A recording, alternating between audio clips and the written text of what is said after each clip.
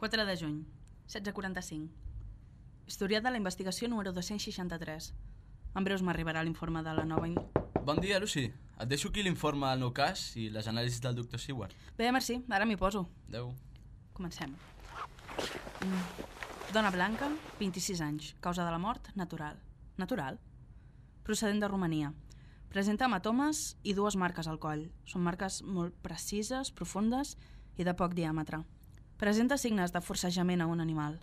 Li extrauré mostres de sang i n'esperaré les anàlisis. De totes maneres, aquest cas no és massa normal. 5 de juny, 9:32. Informe de l'anàlisi de sang. Incongruent? A veure.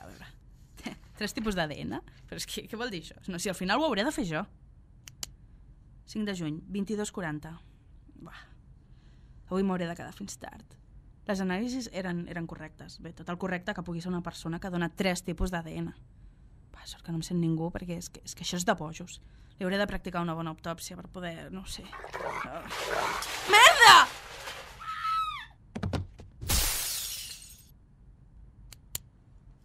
Hòstia, joder. Quin mal de cap. El coll! Tinc sang! Què m'ha passat? Ai, un moment.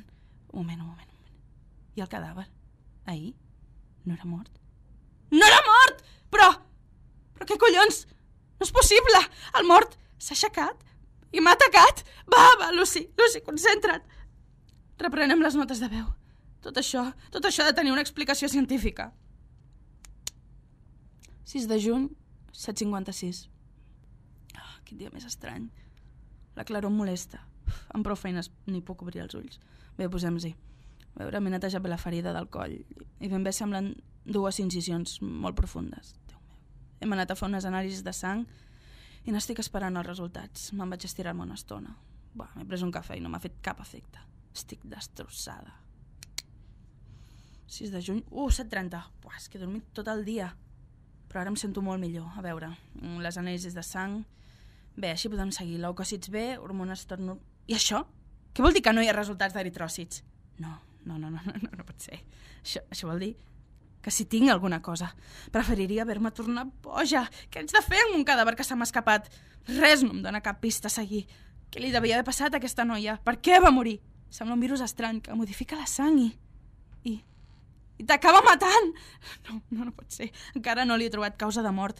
I a sobre, ara, és que el tinc jo. 7 de juny, 3:43 de la matinada. No he trobat res, però seguiré buscant. Acabo de menjar un parell d'entrepans. Però encara tinc gana.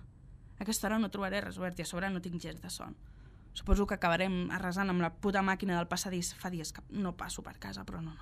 Haig de seguir aquí. No pararé fins que no trobi una solució. 7 de juny, 6 de la matinada. M'he quedat massa estona fora. Però l'aire de la nit m'ha sentat bé, tot i que segueixo sentint-me molt dèbil. Tinc les genives inflamades i és que a sobre 2 talls al llavi que m'estan matant. Bé, tot això és igual, és indiferent, perquè és que no puc explicar a ningú que se m'ha escapat un cadàver. És que m'estic tornant boja.